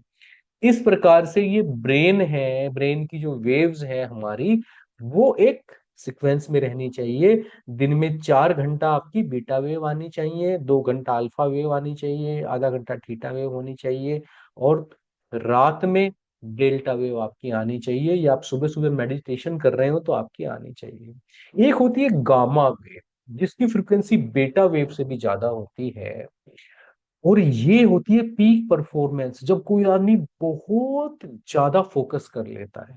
कम लोगों का ऐसा फोकस होता है, वर्ल्ड रिकॉर्ड टाइप काम कर जाते हैं वो लोग। जैसे स्वामी विवेकानंद ऐसे किताब को देखते थे और रख देते थे, तो लोग जर्मनी में बोल रहे हैं कि ये आपने ऐसे यूं पन्ने पलटे पढ़ ली सारी, बोले हाँ पढ़ ली। उन्होंने उस किताब में से कहीं से कुछ ही पूछा, उन्होंने बता दिया, कह रहे ये कैसे पॉसिबल है, ये आपकी गामा वेव निकलने पे पॉसिबल है। ये आपकी पीक परफॉर्मेंस होती है, मगर ये सबकी नहीं आती। जो लोग समाधि में, प्राणायाम में, नाड़ी शोधन में एक स्टेट तक पहुंच जाते हैं, एक स्थिति तक पहुंच जाते हैं, उनके ब्रेन में से गामा वेव निकलने लगती है। तो ये सारी जो वेव्स हैं आपको बहुत अच्छे से क्लियर होनी चाहिए। अब देखिए, अब राज की बात बता रहे हैं कि किस प्रकार आप अपने ब्रेन की वेव को चेंज कर सकते हो ओम चैंटिंग से। ओम चैंटिंग बड़ी कमाल की चीज है, बहुत कमाल की चीज है ओम चैंटिंग। कैसे करनी है, मैं 1 मिनट के लिए स्क्रीन को रोक के ये बता देता हूं आपको कि ये करना कैसे है। ये बड़ी इंपॉर्टेंट है, ठीक है। तो आप देखेंगे, मैं दिखाई दे रहा हूँ स्क्रीन पे आप लोगों को। जी जी सर। सर। हाँ, अब देखिए, हमारे शरीर में 7 बॉडी चक्र है। एक मूल चक्र है, एक स्वादिष्ठान चक्र है, एक हृदय चक्र है, एक कंठ चक्र है, आज्ञा चक्र है, सहस्रार चक्र है। तो जहां हमारी कोसेक्स सबसे नीचे की जो हमारी ये टेल बोन होती है ना, जब हम बैठ जाते हैं और रीढ़ की हड्डी जो सबसे नीचे टिकती है, वह मूल चक्र होता है। उससे 6 इंच ऊपर हमारा सेक्स चक्रा या स्वादिष्ठान चक्रा होता है। और नाभि से 1.5 अंगुल ऊपर या नाभि पे ही मान ले हमारा मणिपुर चक्रा होता है। और यहाँ हृदय के बिल्कुल ये चेस्ट के बिल्कुल बीच में यहाँ पे आपका क्या होता है, अनाहत चक्रा या हार्ट चक्रा होता है। और यहाँ जहाँ पे ये गहराई होती है कंठ में, यहाँ पे हमारा कंठ चक्रा होता है, और दोनों आंखों के बीच में हमारा जो होता है वो आज्ञा चक्र होता है। अब देखिए, जो ओम है आपका, वो तीन प्रकार की, इसे प्रणव जाप भी कहते हैं, तीन प्रकार की ध्वनि से मिलके बना हुआ है। आ, उ, म। कितनी ध्वनि से मिलके बना है ओम? आ, उ, म। तो इसके तीन प्रोनाउंसिएशन होते हैं, तीन पार्ट होते हैं। एक होता है आ, दूसरा होता है ऊ। तो आ के टाइम पे मुंह पूरा खुला होगा ऐसे, आ। ऊ के टाइम पे आधा मुंह खुला होगा, ऊ। और तीसरा पार्ट इसका होता है म, जब आपके होंठ बिल्कुल बंद होते हैं और दांत एक दूसरे से सटे होते हैं, या तो दांत दोनों ऐसे कर लीजिए या होंठ बिल्कुल बंद कर लीजिए, तो आपका पूरा मुंह बंद करने से निकलेगा म। आ, ओ, जब कर लेंगे तो ये म की जो ध्वनि है ये अंदर अंदर होगी। आ, ओ, वो ध्यान से सुनना है। जो आ की ध्वनि है, आ, ये जो ध्वनि है, ये 3 सेकंड के लिए ध्यान को मणिपुर चक्रा पे ले जाके करनी है। आ, कहाँ पे? मणिपुर चक्रा पे। ऊ की जो ध्वनि है, वो 3 सेकंड के लिए आपको अनाहत चक्र, यानी के सीने के बिल्कुल बीच में ध्यान को केंद्रित करके करनी है। और जो आपकी म की ध्वनि है, वो कंठ चक्र पे या आज्ञा चक्र पे ध्यान को ले जाके ऐसे करनी है। इसमें किसी रिलीजन का मतलब नहीं है। ओम की ध्वनि सब जगह मिलती है। क्रिश्चियनिटी एंड इस्लाम में वो आमीन के रूप में मिलती है ना, वेटिकन सिटी में ऐसे बोलते हैं वो, आमीन। तो ये ओम की जो ध्वनि है, ये एक ऐसी ध्वनि है जो आपकी ब्रेन वेव को, अगर आप ब्रेन वेव यहाँ पे लगा रहे हैं और आपने ओम चैंटिंग स्टार्ट कर दी, तो ट्रिमेंडसली डिक्रीज कर देती है। देखिए, 10 सेकंड या 12 सेकंड तक ओम का जब आप उच्चारण करते हैं, तो आप उस टाइम को डिवाइड कर सकते हैं कि मैं नाभि चक्र पर 3 सेकंड रुकूंगा, अनाहत चक्र पे 3 सेकंड रुकूंगा, और आज्ञा चक्र पे 6 सेकंड रुकूंगा। तो क्या होगा, आपकी जो है थीटा और अल्फा, थीटा और आपकी जो है वो वेव, आपकी डेल्टा वेव एक्टिव होने लगेगी। अगर आप ज्यादा समय के लिए मणिपुर चक्रा पे रखते हैं, तो आपकी अल्फा वेव एक्टिव होने लगेगी। और अगर आप यहाँ पे रखते हैं अनाहत चक्र पे, तो थीटा वेव आपकी एक्टिव होने लगेगी। इस प्रकार से आप ये निर्धारित कर सकते हैं अपने हिसाब से कि आपको किस पोर्शन में ज्यादा चाहिए। मगर किसी भी, चाहे मणिपुर चक्र है, चाहे अनाहत चक्र है, चाहे आपका आज्ञा चक्र है, 3 सेकंड से कम नहीं होना चाहिए। बाकी प्रोपेशन आप रख सकते हैं। अगर आप दुनिया में, दुनिया की जो चीजें हैं, धन है, दौलत है, रिलेशनशिप है, हेल्थ है, अगर आप इसको इम्प्रूव करना चाहते हैं, तो आप 4 सेकंड नाभि चक्र पे आ का उच्चारण कर सकते हैं। अगर आप सॉफ्टवेयर की चीजों को डेवलप करना चाहते हैं, सॉफ्ट चीजों को डेवलप करना चाहते हैं, लाइफ स्किल डेवलप करना चाहते हैं, लविंग एटीट्यूड डेवलप करना चाहते हैं, तो आप अनाहत चक्र पे 4 सेकंड के लिए ऊ का जाप कर सकते हैं। और यदि आप आध्यात्मिकता में आगे जा बढ़ना चाहते हैं, तो आप मणिपुर, आप आज्ञा चक्र पे या कंठ चक्र पे जो म की ध्वनि है, उसे 4 से 6 सेकंड तक कर सकते हैं। तो ये आपकी इच्छा है। 3-3-3 कर सकते हैं, 6-4-3 कर सकते हैं, 3-4-6 कर सकते हैं, 3-3-6 कर सकते हैं। जो चीज आपको बढ़ानी है उसके हिसाब से आप ओम का उच्चारण कर सकते हैं। जूम सॉफ्टवेयर पे दुर्भाग्यवश ओम की ध्वनि ट्रेवल नहीं करती है, बीच में कट जाती है, तो मैं इसे उस प्रकार से नहीं बता सकता। मगर एक बार फिर से मैं करके दिखा देता हूँ आपको। जब मैं आ कर रहा हूं, तो मेरा पूरा ध्यान कहाँ पे है? आपका मणिपुर, ये आपका मणिपुर चक्र पे है। ध्यान से रखिए। आ,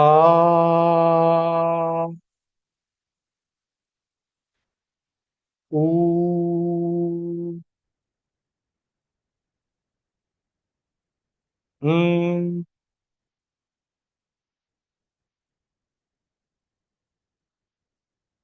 ये जो ध्वनि है, प्रणव जो जाप है, ये जो ओम का जो उच्चारण है, ये आपको सुबह प्रतिदिन 21 बार करना है। क्या होगा 21 बार करने से?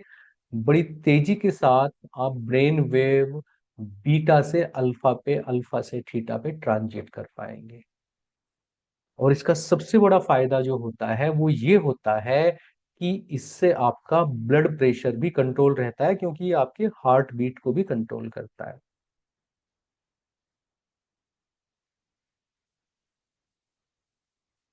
ठीक है, आगे बढ़ते हैं। ब्रेन के लेवल पे थोड़ा सा बात करते हैं। देखिए, हमारा ना ब्रेन तीन तरीके का होता है। एक होता है ब्रेन स्टेम, जो पीछे से ये जाती है ना, इसको ब्रेन स्टेम बोलते हैं।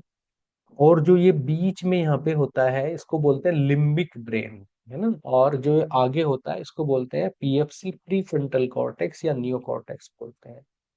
तो जो ये स्टेम, ब्रेन स्टेम होती है, ये छिपकली के अंदर भी होती है, ये कीड़े मकोड़ों के अंदर भी होता है। बिल्कुल पुराना ब्रेन है ये हमें क्या बताता है? सर्वाइवल इंस्टिंक्ट बताता है हमें कि हमें जीना कैसे है, खाना पीना, जान बचाना, जीना, बस ये।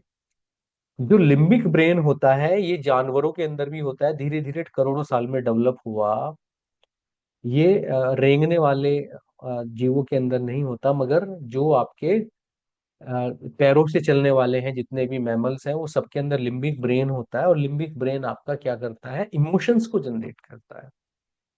इमोशंस सारे यहाँ पे लगे होते हैं। और आदमी के अंदर केवल प्री फ्रंटल कॉर्टेक्स होता है, जिसको रैशनल ब्रेन कहते हैं, जो आपका सोच सकता है जीवन के बारे में, मृत्यु के बारे में, मोक्ष के बारे में, समाज की भलाई के बारे में। ये सारी कहाँ से आती है? पीएफसी से आती है। तो जब आप बहुत नीचे के चक्रों पे ओम चैंटिंग करते हो, तो आपका ब्रेन स्टेम मजबूत होता है। जब आप अनाहत चक्र यानी हृदय चक्र पे म का साउंड करते हो, तो आपका limbic brain, emotional brain active होता है। और जब आप कंठ चक्र पे या आज्ञा चक्र पे ये साउंड करते हो, तो आपका पीएफसी कंट्रोल होता है। जिसका भी लिम्बिक ब्रेन और ब्रेन स्टेम रैशनल ब्रेन या पीएफसी या प्री फ्रंटल कॉर्टेक्स के कंट्रोल में रहता है, उसका गुस्सा कंट्रोल में रहेगा, उसके इमोशंस कंट्रोल में रहेंगे, ये आदमी जीवन में हमेशा उन्नति करता है।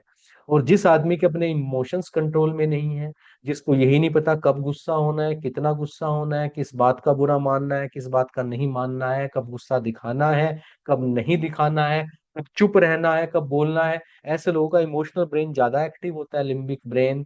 तो ऐसे लोग जीवन में कभी प्रोग्रेस नहीं कर पाते। इस चीज को कैसे ठीक कर सकते हैं? इसको स्वर साधना और ओम चैंटिंग से ठीक कर सकते हैं। अगर हम यहाँ पे ज्यादा की ध्वनि करेंगे, तो हमारा प्री फ्रंटल कॉर्टेक्स जो है वो डेवलप होता जाएगा। ठीक है। ये जैसे आगे माथे के पास क्या है? नियो कॉर्टेक्स, थिंकिंग के लिए रिस्पॉन्सिबल है। यहाँ कान के ऊपर क्या है? लिम्बिक सिस्टम, फीलिंग्स, इमोशंस के लिए है ये ब्रेन। और ब्रेन स्टेम क्या है? सर्वाइवल के लिए। तो जब आपका लिम्बिक ब्रेन एक्टिव होता है, तो बीटा वेव निकलती रहती है। जब आपका नियो कॉर्टेक्स एक्टिव होता है, तो अल्फा वेव निकलती रहती है। इस प्रकार से हमें धीरे धीरे धीरे धीरे धीरे नीचे की साइड में चलते जाना है। अमिगडाला की अगर बात करें, तो ये हमारे इमोशंस को रेगुलेट करता है। जैसे किसी चीज से डर लग जाना, एकदम से हम डर के अलग हो जाते हैं ना, सर्वाइवल मोड में आ जाते हैं। या कोई काम करने जा रहे हैं, तो अमिगडाला बोलता है नहीं नहीं नहीं नहीं, करना नहीं, गलत है, गलत है, गलत है, ऐसे नहीं करना। ये अमिगडाला है, ये इमोशनल ब्रेन का पार्ट होता है। तो जब किसी चीज से डरते हैं, छिपकली से डर गए, आप कॉकरोच से डर गए, कौन डराता है? सिग्नल किसके पास आता है? विजुअल थैलेमस से, विजुअल कॉर्टेक्स से अमिगडाला के पास। ये अमिगडाला ब्रेन स्टेम को सिग्नल देता है, और तो हम डर जाते हैं। कई बार जब ये अमिगडाला की एक्टिविटी बहुत सेंसिटिव हो जाती है, ऐसे लोग ना डिप्रेशन में जाने लगते हैं, या उन्हें फियर फोबिया हो जाता है, डर बहुत ज्यादा बैठ जाता है, कई लोग सो भी नहीं पाते। स्वर साधना से, नाड़ी शोधन प्राणायाम से, ओम चैंटिंग से हमारा जो अमिगडाला है वो रेगुलेट होता है और प्री फ्रंटल कॉर्टेक्स स्ट्रोंग होता है, और हम इन सारी नेगेटिव चीजों से बाहर निकल आते हैं। ठीक है, यहाँ पे आप देख रहे हो, ये चक्र है बॉडी के, मूल चक्र, स्वादिष्ठान चक्र, मणिपुर चक्र, अनाहत चक्र, विशुद्धि चक्र और आज्ञा चक्र। तो इस प्रकार से आपका ये जो ईड़ा और पिंगला है मूल धारा से निकल के जो मूलाधार चक्र है ये आपके आज्ञा चक्र तक जाते हैं, ऐसे यूं आपकी ब्रेन स्टेम के दोनों तरफ। देखिए ये फिजिकल बॉडी में नहीं होते हैं, प्राणिक बॉडी में होते हैं। अगर कोई ने एमआरआई कराएगा या ऑपरेशन करके ढूंढने की कोशिश करेगा तो 72,000 नाड़ियां, 3.5 लाख नाड़ियां या ये ईड़ा पिंगला नाड़ियां ऐसे नहीं दिखती हैं। ये ध्यान में एक स्टेट में पहुंच जाने के बाद ही आपको ये शरीर में अनुभव होती है। अदरवाइज ये चक्राज और ये नाड़ियां सब प्राणमय कोश में होती हैं, और प्राणमय कोश आपका ऐसे विजिबल नहीं होता है। जब तक आपका नाड़ी शुद्ध नहीं होगा तो आपका तो ये आंख बंद करके लाइट आना या शरीर में दिखना कि किस प्रकार से आपके सिग्नल जा रहे हैं, ये नहीं होता है तब तक। ठीक है, तो जो 72,000 नाड़ियां हैं आपके शरीर में, उन सबका जंक्शन कहाँ पे होता है? मणिपुर चक्रा पे होता है। इसलिए जब नाड़ी शोधन की सुबह को हम क्लास करते हैं तो उसका मेन एम्फेसिस रहता है हमारा मणिपुर चक्रा पे। हम सांस को कहाँ पे लेके आते हैं? मणिपुर चक्रा पे। और जो आदमी गहरे सांस लेता है ना, आप छोटे बच्चे को देखिए, छोटे बच्चे का ना, आप उसे अगर कोई कपड़ा ऐसे डाल दें उसके ऊपर तो पेट उसका ऊपर नीचे होता रहता है, यानी कि वो जो सांस को लेके आता है कहाँ पे लेके आता है? मणिपुर चक्रा पे। मणिपुर चक्रा पे लेके आने से 72,000 नाड़ियों में सांस जाता है, और जहां जहां की नाड़ियों से सांस जा रहा है शरीर के उस हिस्से में, क्योंकि 72,000 नाड़ियां पूरे शरीर में फैली हुई हैं, ये व्यक्ति कभी बीमार नहीं होता, कभी नहीं होता। अगर आपके शरीर के किसी भी पार्ट में कोई बीमारी आई है, किसी भी पार्ट में आई है, तो वहां जो जाने वाली नाड़ियां थी वो नाड़ियां ब्लॉक हो गई। वो ब्लॉक क्यों हो गई हैं? क्योंकि आप जो सांस ले रहे हो गहरा नहीं ले रहे हो, यहां तक ले रहे हो बस, ऐसे लंग्स में आ रहा है और जा रहा है। अगर आपको कुछ भी नहीं करना है, आप दिन में जब भी याद आए ना 1 घंटे में 12 गहरे सांस ले लो आप, कोई बीमारी आपको कभी हो ही नहीं सकती। मगर सांस कहाँ तक आना चाहिए? मणिपुर चक्रा तक आपका आना चाहिए। मणिपुर चक्रा से सारी नाड़ियां हैं। अगर आपने इतने प्रेशर से सांस लिया कि मणिपुर चक्रा तक आपको सांस अनुभव हुआ, तो 72,000 नाड़ियों में ऑक्सीजन जाएगी और आप कभी भी बीमार नहीं पड़ेंगे। इस चीज को याद रखना है। तो नीचे के जो 3 चक्र हैं वो आपके ब्रेन स्टेम से कंट्रोल होते हैं। अनाहत चक्र आपका लिम्बिक ब्रेन से कंट्रोल होता है, और ऊपर के विशुद्धि यानी कि कंठ चक्र और आज्ञा चक्र आपके पीएफसी प्री फ्रंटल कॉर्टेक्स से कंट्रोल होते हैं। तो आपको जिन चक्रा पे आपको अपनी चेतना ले जानी है, उसी प्रकार के ब्रेन को आपको नाड़ी शोधन से, ओम चैंटिंग से नरिश करना है। ठीक है,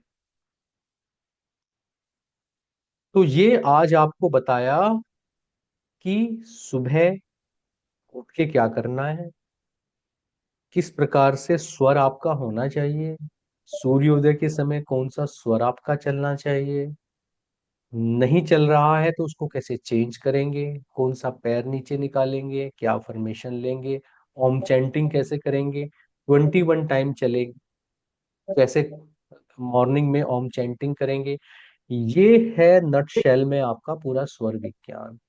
ठीक, इतना अगर आप कर लेंगे जो आपने इस आज के वेबिनार में आप सबको बताया गया है, इतना आप कर लेंगे, तो इस बात के फेयर चांसेस हैं कि आपकी कोई भी समस्या, चाहे वो रिलेशनशिप से रिलेटेड है, हेल्थ से रिलेटेड है, फाइनेंस से रिलेटेड है, कोई भी समस्या किसी भी तरह की है, कोई डिजीज है आपको, वो आपकी क्योर हो जाएगी, नहीं रहेगी।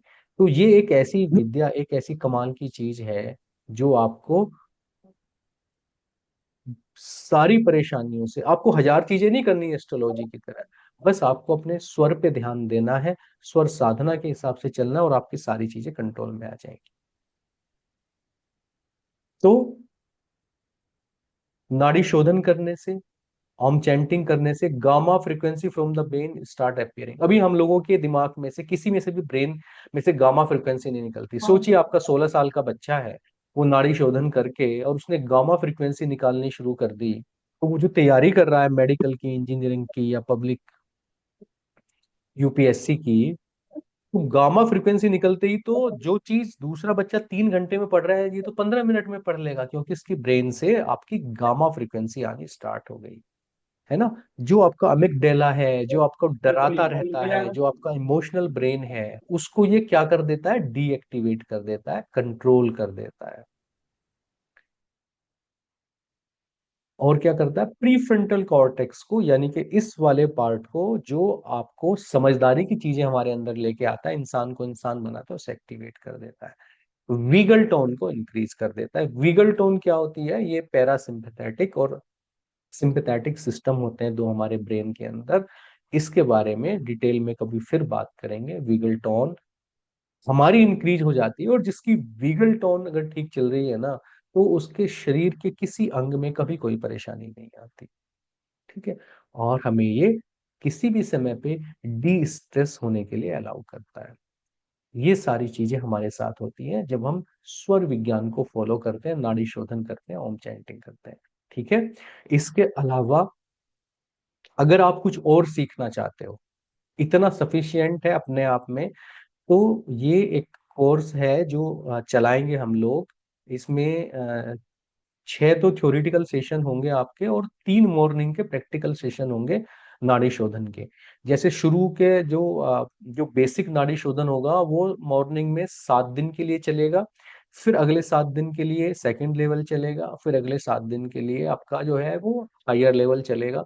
और उसमें आपको कोई भी परेशानी है, चाहे किसी को डायबिटीज है, ब्लड प्रेशर है, थायराइड है, लीवर का इश्यू है, 90% केसेस में अगर आप 5 बजे उठ के रेगुलर ये करते हैं, ऐसे बहुत सारे बच्चे हैं पुराने ग्रुप में जो तीनों 3-3 महीने रेगुलर किया है। ठीक है। और उन्हें कमाल के एक्सपीरियंस भी हुए, बीमारी तो चली ही गई। तो जो मॉर्निंग का नाड़ी शोधन है उसकी 3 प्रैक्टिकल सेशन करेंगे। पहले में क्या करना है आपको 7 दिन के लिए, दूसरे में 7 दिन के लिए क्या करना है, और तीसरे में 21 दिन के लिए क्या करना है वो बताएंगे। प्लस 6 थ्योरेटिकल सेशन करेंगे। और आपका जो ड्यूरेशन कोर्स का है वो 3 वीक का रहेगा। एक वीक में 2 सेशन करेंगे। और इसमें क्या क्या बताएंगे, आ, कौन कौन से कार्य हैं जो सूर्य नाड़ी में, चंद्र नाड़ी में, सुषुम्ना नाड़ी में करने चाहिए, हम इस बेसिक में वो डिस्कस नहीं कर पाए।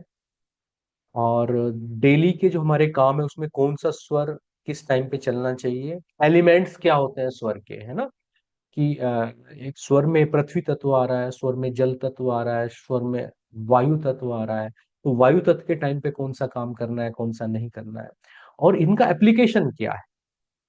ठीक है ना। इसके अलावा जब बच्चा एग्जाम देने जा रहा है या इंटरव्यू देने जा रहा है, तो वो किस प्रकार से अपने स्वर को उस टाइम पे यूज कर सकता है, घर से निकलने के टाइम पे, और जब वो एग्जामिनेशन हॉल में जा रहा है तो स्वर को किस प्रकार से यूज करेगा, स्टूडेंट्स के लिए किस तरीके से ये यूजफुल होगी, करियर के लिए, बिजनेस के लिए, और लाइफ पार्टनर सिलेक्शन के लिए किस प्रकार से स्वर विद्या आपको यूज होगी।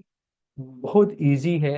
एस्ट्रोलॉजी में जहां आपको बहुत सारी चीजें देखनी होती हैं, स्वर विद्या बिल्कुल स्ट्रेट फॉरवर्ड है ना। लाइफ प्रिडिक्शन, आने वाला समय कैसे होगा, किस प्रकार से लाइफ में चीजें होंगी। मेडिकल एप्लीकेशन, इसके बहुत सारे जो हैं स्वर के, कि किस प्रकार से कौन सी बीमारी के लिए किस पैरामीटर को बैलेंस करने के लिए कौन सा स्वर चलेगा। बिजनेस में अगर किसी को लॉस हो रहा है, बिजनेस ठीक से नहीं चल रहा, किस तरीके से बिजनेस में हम स्वर को यूज कर सकते हैं। और नाड़ी शोधन तो इसका मेन है ही, जिसके लिए मॉर्निंग के सेशन चलेंगे। बॉडी चक्राज और तत्वों का क्या कनेक्शन है, और फिर जो मुद्राएं होती हैं आपकी अलग अलग बीमारी के लिए, कौन सी मुद्रा किस प्रकार से यूज कर सकते हैं, ये सारी चीजें इस कोर्स का पार्ट होती हैं।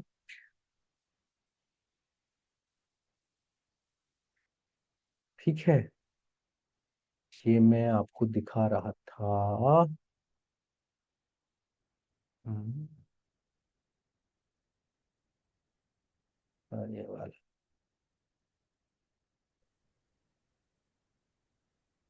ये आपके नाड़ी शोधन के लेवल हैं। जो पहला लेवल होता है ना, जो पहले 3 दिन करना होता है आपको, ये चलता है कि 21 टाइम्स ओम की चैंटिंग करेंगे, 9 into 9 टाइम रैम की चैंटिंग करेंगे। फिर आपके ये आपका फिर चल जाता है, आपका जो टेक्निक है उसकी नाड़ी शोधन की टेक्निक चलती है। और ये 12 स्टेप है आपके शवासन के साथ खत्म होता है। ये सुबह 45 मिनट की एक्सरसाइज होती है। फिर जब सेकंड लेवल पे जाते हैं हम, तो फिर ये नाड़ी शोधन में ये वाले आपके दूसरे फिर आपके जो है ये 12 स्टेप आ जाते हैं। और फिर ये तीसरे लेवल का नाड़ी शोधन, एडवांस लाइट लेवल का नाड़ी शोधन होता है। और इसमें ये सारे स्टेप आपके आ जाते हैं। इस प्रकार से ये पूरा का पूरा जो है आप कवर किया जाता है इसमें। आपके प्रश्न हम लेंगे अभी। जो भी कोई प्रश्न इसमें से पूछना चाहते हैं आप लोग पूछ सकते हो।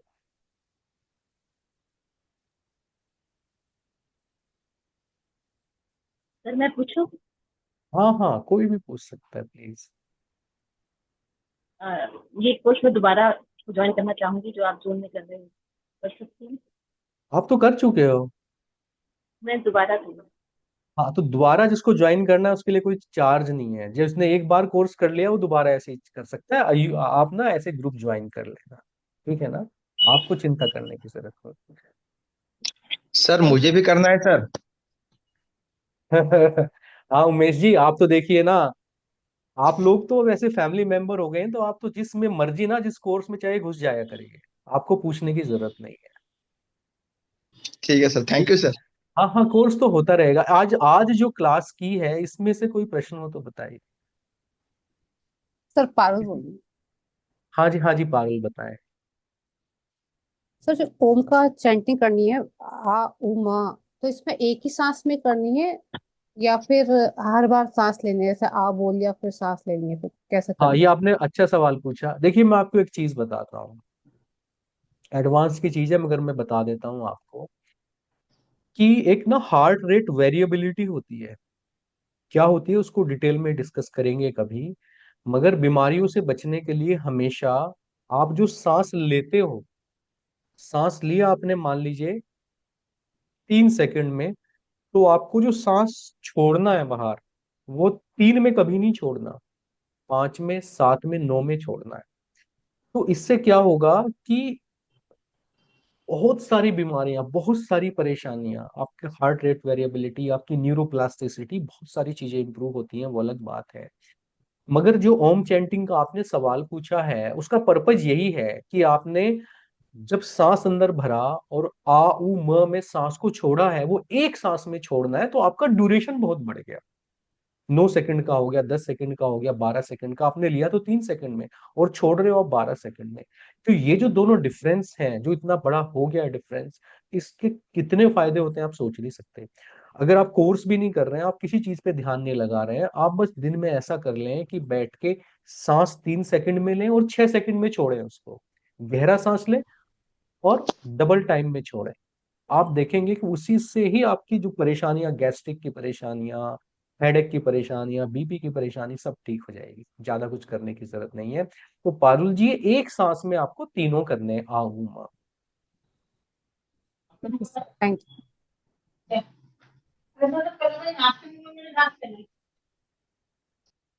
हाँ जी रीमा जी बताइए। गुरुजी, प्रणाम गुरुजी।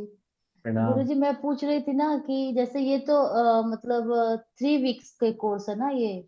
3 वीक में आप मतलब हर एक पर्सन जो ये कोर्स कर रहा है एक स्टेज तक पहुंच सकता है, ये डिपेंड करता है आपके ऊपर कि आप किस जगह पे पहुंचते हो उस कोर्स को करने के बाद? देखो, ये जो कोर्स है ना, वो इस तरीके से डिसाइड किया गया कि आपको ना पहुंचने की चिंता करनी है, ना ना पहुंचने की, आपको ईमानदारी की चिंता करनी है। मैं आपको बताता हूँ, जो लोग नॉनवेज खाते हैं छोड़ना पड़ेगा कुछ दिन के लिए। छोड़ दिए गुरुजी, छोड़ हाँ दिया नहीं, अब मैंने। आपकी बात नहीं कर रहा हूँ, मैं सबकी बात कर रहा हूँ। नाड़ी शोधन के समय की बात कर रहा हूँ। राहुल जी अभी मुस्कुरा रहे हैं, राहुल जी के लिए तालियां बजवाएंगे एक दिन। पिछली 2 क्लासेस में वो थे नहीं, कोई बात नहीं। तो कुछ चीजें हैं जो आपको अपने विचार के स्तर पे और शरीर के स्तर पे करनी पड़ेंगी। और जब नाड़ी शोधन आप करोगे, बताए हुए तरीकों से करोगे, तो कोई वजह नहीं है, मतलब ये हो ही नहीं सकता कि आपके अंदर वो लेवल ना आए।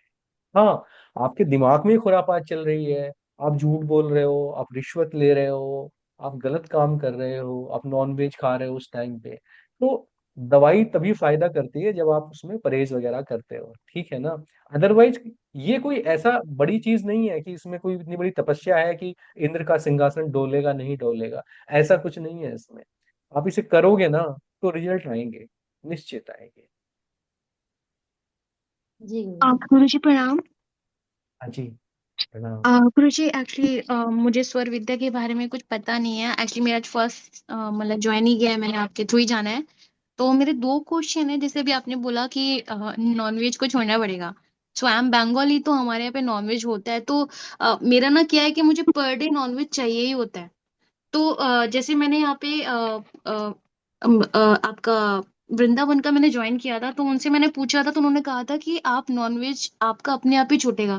तो जैसे सर आपने गुरुजी आपने बोला है कि इसको छोड़ना पड़ेगा, तो एकदम से तो नहीं छूटता है जैसे, तो उसके लिए क्या करेंगे? ये सोमा जी एकदम से ही छूटता है, धीरे धीरे छूटता नहीं है। धीरे धीरे छूटता है? नहीं नहीं नहीं छूटता, राहुल जी एकदम छूटता है ना। क्योंकि सर हाँ, मैंने अपनी अपनी कम अपना वो बिजनेस बताया ना कि इंटेंशनली छोड़ना पड़ता है, वो ऐसे वो नहीं ऐसे नहीं छूटता। छूटता है, वो ना छोड़ेंगे आप सोमा जी 21 दिन के बाद फिर कर लेंगे। वो विल पावर से छूटता है, ना विल शराब पावर से। छूटती है, नहीं, वो विल पावर से छूटता है। हाँ, जब आप मतलब 21 दिन तक, एग भी नहीं खा देखिए सकते ना? 21 दिन तक आपको अपना मन मारना पड़ेगा, और आपने नाड़ी शोधन कर लिया ना, जो हल्कापन आएगा ना आपको, जी। फिर आपको खुद ही मन नहीं करेगा। देखिए ऐसा नहीं है आपको नॉनवेज खाना है, आप खा सकते हो, मगर हाँ। फिर वो इफेक्ट उन चीजों का नहीं आएगा। देखिए जो नॉनवेज है ना, बेसिकली एक चीज को आप बहुत अच्छे से समझें, नॉनवेज खाना उन लोगों का खाना है जो उसे कच्चा खाते हैं, हम्म, ठीक है। भाई हाथी जो है गन्ने को पूरा खा जाता है, हम लोग हम्म, गन्ने को छील के उसका रस खाते हैं, ठीक है। जी। शेर जो है वो हिरण को, रैबिट को पूरा खा जाता है, तो वो उसका भोजन है। आदमी अगर मीट को कच्चा खा सकता है तो उसका भोजन है, और पका के खाता है तो पका के तो गाय भी खा लेगी। आप पकाइए, रोटी पे रख के दीजिए, खा लेगी गाय, तो गाय का भोजन थोड़े ना मीट होता है। हाँ भाई गुरुजी अंगूर, खाती है, मैंने इसको खिलाया, उसने खाया था एक दिन। हाँ तो वो तो खा लेगी ना, आप ऐसे सर खिलाओ तापस तो बोल रहा उसे। हूँ। तो ऐसे तापस आप बोल रहा हूँ। देखिए। हाँ हाँ तपस जी। खाने वो मैं तो खाना नहीं चाहता, लेकिन मुझे मजबूरी में खाना पड़ता है, वो अरे किचन आप में तो टेस्ट शेफ करना हैं पड़ता दुबई है में, खाना। आप आपका बात बाद में करेंगे, आपका केस दूसरा है, हाँ। ठीक है ना, आपका प्रोफेशन है, हाँ। ठीक है। तो ओके। ओके। देखिए जो मीट ईटर होते हैं ना, उनके नाखून चपटे नहीं नुकीले होते हैं, और उनकी बॉडी पे फर होता है, और वो जीभ से पानी पीते हैं। नेचर ने बहुत क्लियर डिस्टिंक्शन किया है। आप हजार चीजें कहें, आदमी नॉन वेजिटेरियन की सीरीज में नहीं आता है। और फिर आप ना, आप एक बार जाके ना मुर्गे का गला रेतो ना अपने आप, वो जो आप दुकान से खरीद के लाते हो उसमें कोई बहादुरी थोड़ी ही ना है। उसे पकड़िए, उसके पकड़ के पंख तोड़िए, उसका गला रेतिए, फिर खाइए ना उसको, पता चलेगा आपको खाना चाहिए नहीं खाना चाहिए। और जब बेसिकली क्या होता है कि जब भी आप उसको मार रहे होते हो, तो वो फियर में ना कुछ एंजाइम्स निकलते हैं उसकी बॉडी में से, और वो एंजाइम्स जब आप उसे खाते हो तो आपके हार्ट चक्र को ब्लॉक कर देते हैं, निश्चित रूप से ब्लॉक कर देते हैं। तो हार्ट चक्र आपका एक्टिव होगा नहीं। ऐसा नहीं कि फायदे नहीं होंगे, बहुत सारी बीमारियों में फायदे होंगे, बट अगर आप एक उसका स्पिरिचुअल इंक्लिनेशन देखना चाहते हो तो फिर वो होंगे नहीं, ठीक है। गुरुजी कुछ दो लगता है मुझे महीने हो गए छोड़ना ही। मेरे छोड़े हुए। 2 महीने है, से मैं छोड़ चुकी हूँ, 2 महीने से छोड़ चुकी हूँ मैं। कैसा मन लग नहीं रहा है करता रीमा होगा जी, ना अभी? हल्का लग कोई रहा है कि फर्क नहीं नहीं लग रहा है। है? हाँ बिल्कुल, मैं मतलब ऐसा नहीं कि मैंने सोचा था, मेरे मन ही में नहीं आ रहा है मैं खाऊं ऐसा। तो मेरे साथ डॉक्टर राजीव दत्ता थे, अमेरिका से आए थे, वो बड़े साइंटिस्ट थे। वो एक दिन बड़े दुबले पतले हो रहे हैं, मैंने कहा क्या हो गया डॉक्टर साहब? कह रहा है नॉनवेज छोड़ना पड़ेगा। मैंने कहा क्यों छोड़ना पड़ेगा? नहीं वो डॉक्टर कह रहा है कि वीक में 2 दिन से ज्यादा खाया तो मेरा लीवर बैठ जाएगा। मैंने कहा यार भोजन छोड़ने की चीज थोड़ी ना होता है। अगर डॉक्टर किसी चीज को छोड़ने के कह लिए कह रहा है, या कम करने के लिए कह रहा है, तो इसका मतलब वो आपका भोजन नहीं है। डॉक्टर ये तो कहेगा नहीं एप्पल मत खाओ, रोटी मत खाओ, ठीक है। तो अगर छोड़ने के लिए कह रहा है, इसका मतलब कि वो आपका भोजन है नहीं, पर आप खा रहे हो, तो चलो कम कर दो। कह रहा नहीं वो वीक में अब 2 बार मैं कैसे जीऊंगा। तो डॉक्टर अगर मना कर रहा है, उसे खाने से अगर आपकी बॉडी में परेशानी आ रही है, तो आपका भोजन नहीं। ठीक है। सर तिथि सर तो चेंज सूर्योदय से गिनना चाहिए। देखिए उसकी जो कैलकुलेशन है, कंवर कहाँ पे है, कंवर है क्लास में। जी सर। तो देखिए कंवर उसके एक्सपर्ट हैं। कंवर जो है अपने वो भाई हैं पाकिस्तान से, और वो आपके शुक्ल पक्ष, कृष्ण पक्ष, और आपको 100 साल पहले 100 साल बाद ये पता करना है कि सूर्य चंद्रोदय कितने बजे हुआ था और सूर्योदय कितने बजे हुआ था। उन्होंने सॉफ्टवेयर बना दिया है, सॉफ्टवेयर बना के आपके एडवांस ग्रुप के ऊपर शेयर भी करते हैं। जरा जरा एक मिनट, आवाज आ रही है। तो उसका हिसाब लगाना पड़ता है। बेसिकली वो आपको पूरा बना के देते हैं कि मान लो आपके शहर में जो है 5:30 बजे सनराइज हुआ, मगर आप 3:30 बजे, 3:15 बजे, पौने 4 बजे, 5:15 बजे उठ गए, तो वो टेबल आपकी बताती है कि उस टाइम पे आपका कौन सा स्वर चलेगा, जो कंवर जी वाली टेबल है। तो उन्होंने बनाया है वो पूरा सॉफ्टवेयर। और आगे से मैं उनसे निवेदन करूंगा कि वो मुझे मंथली बना के दे दें, तो मैं इंस्टाग्राम पे शेयर भी कर दिया करूंगा आप लोगों को कि इस महीने कौन से दिन कौन सा चलेगा। वो बना के देते हैं, कई बार मैं ही नहीं देख पाता हूँ, बना के तो वो देते हैं हमेशा। बहुत अच्छे से उन्होंने डेवलप किया है। और अगर आप नहीं भी कोर्स कर रहे हैं तो भी एक बार उनसे संपर्क कर लें जरूर, कंवर से। तो वो आपको समझा देंगे कि कैसे कृष्ण पक्ष, शुक्ल पक्ष में कितने बजे उठने से। मगर एक चीज आपको करना है, सूर्य चाहे मान लीजिए 5:15 बजे, 5:25 पे निकल, आप अपना एक टाइम बनाए कि मेरे को 4 बजे उठना है। तो 4 बजे में 3:55 का अलार्म लगाएं आप, और पहले ही दिन ये देख के सोए टेबल में कि सूर्योदय पे अगर ये चल रहा था, 40 मिनट पहले ये चल रहा था, 120 मिनट पहले ये चल रहा था, तो जब मैं सो के उठूंगा कौन सा स्वर चलेगा। उसके लिए हम लोग आपकी मदद कर देंगे। तो पर आपके उठने का टाइम फिक्स होना चाहिए। अगर आप अलग अलग टाइम पे प्रतिदिन उठेंगे तो वो एक कंफ्यूजन की स्टेट में ही रहता है। ठीक है, तो अपना टाइम फिक्स करें। उस टाइम पे प्रतिदिन कौन सा स्वर चलना चाहिए वो हम आपको बता देंगे, सॉफ्टवेयर से बता देंगे। जी गुरुजी, सर गुरुजी मतलब ये जो स्वर विज्ञान का कोर्स, इसकी पूरी डिटेल्स अपने ग्रुप में आप शेयर करेंगे? हाँ, कवर कर देंगे, उनके पास है detail, is very smart in this matter. ये मैंने अभी शेयर करी ना, ये क्लास में भी आई गई है, यही सब पढ़ाना है उसमें। नहीं, वो कब से मतलब स्टार्ट होगा, डेट और वो सब ऐसे? कब से स्टार्ट होगा, अभी तो कर लेंगे स्टार्ट, है ना, आफ्टर टेन मुझे डेज कर फीस लेंगे। चार्जेस क्या है, फीस? फीस की चिंता क्यों करते हैं सोमा जी, बता देंगे, कमर बता देंगे अच्छा आपको गुरुजी, एक फीस। क्वेश्चन मेरा, आपके इसमें निकल आ रहा है आरडी न्यूमरोलॉजी, तो आप न्यूमरोलॉजी भी सिखाते हो या फिर? नहीं, ये जितने आपको दिख रहे हैं सब हमारे न्यूमरोलॉजी वाले ही हैं। ये तो फैमिली मेंबर ही ज्वाइन कर रहे हैं इसमें ज्यादा, आज मैं देख रहा हूँ। ओके, मतलब न्यूमरोलॉजी में जैसे मोबाइल नंबर्स रॉन्ग है या सही है, सुटेबल है कि नहीं, वो आता है ना ज्यादातर। वो ये आता है, वही काम करते जो हैं ये लोग, उसके जो है जो सब गुरुजी मैकेनिक से है। एक बार जुड़ जाए ना, वो उसको लगेगा कि इतने कोर्सेज कर लो, इनसे जुड़ते जुड़े रहे, बस छोड़ना नहीं है। नहीं गुरुजी, एक्चुअली ना मैंने अभी न्यूमरोलॉजी सीखा था 2 मंथ्स का ना, तो मुझे काफी कुछ आया वहां से, बट मुझे वो चीज, मतलब जो सेटिस्फेक्शन होता है ना, जो चीज मुझे जाननी थी वो मुझे नहीं समझ आया, तो मैंने इसमें अभी देखो, अभी अगर। इसमें ना ग्रुप में रूपा जी हैं, रूपा अरोरा। ये ना जी। जो रिपोर्ट बनाती है बहुत कमाल की बनाती है, इनसे मिल लेना आप ग्रुप में, आपके आपको एक्सपर्ट बना देंगी ये न्यूमरोलॉजी की। ओके गुरुजी एक गुरुजी, और आप ना सबके नेम्स लिख देना, कौन है वो, किस पे, किसके हाँ किसके है दिव्या ना जी महत्व। बताइए, दिव्या जी बताइए। दिव्या जी ने 7:15 बजे ज्वाइन कर लिया था, उसके बाद छोड़ दिया हालांकि, but she is the first member to join. हाँ दिव्या जी बताइए। जय गुरु जी। प्रणाम गुरु जी। प्रणाम। जी मुझे अपने बच्चे के लिए पूछना था। हाँ। उन बच्चे का नाम है मयंक कुमार। उसका डेट ऑफ बर्थ है 14/4/2022। अरे ये तो हम लोग ये स्वर का क्लास चल रहा है, ये न्यूमरोलॉजी का क्लास थोड़ा ही है। तो वो इसमें आप आप। ग्रुप में पूछ। नहीं नहीं, अभी तो हम स्वर विज्ञान का क्लास कर रहे हैं, स्वर विद्या का। Okay sir okay. एक चीज पूछनी थी मुझे। हाँ हाँ बताइए। आपने अभी बताया कि मतलब रात में अपना सूर्य स्वर चलना चाहिए क्योंकि बाहर ठंडा है और बॉडी को ही गर्म रखेगा। और पर एक बात और थी कि 48 मिनट में या 24 मिनट में चेंज होना चाहिए ये। तो फिर ए, एक। 1 घंटे में चेंज होना चाहिए। हाँ जी। तो फिर ये चेंज हो जाएगा तो वापस अपोजिट हो जाएगा, बाहर ठंडा अंदर ठंडा, तो कैसे वो रहेगा? तो आप एडवांस में थोड़ा पढ़ते हो कि फिर कैसे जो स्वर है उसको 1.5 घंटे तक, 2 घंटे तक, 2.5 घंटे तक भी मेंटेन किया जाता है। नेचुरली वो 1 घंटे में चेंज हो जाता है, पर नाड़ी शोधन से आप देखो चीजें हो जाती हैं, है ना, वही तो सीखना है।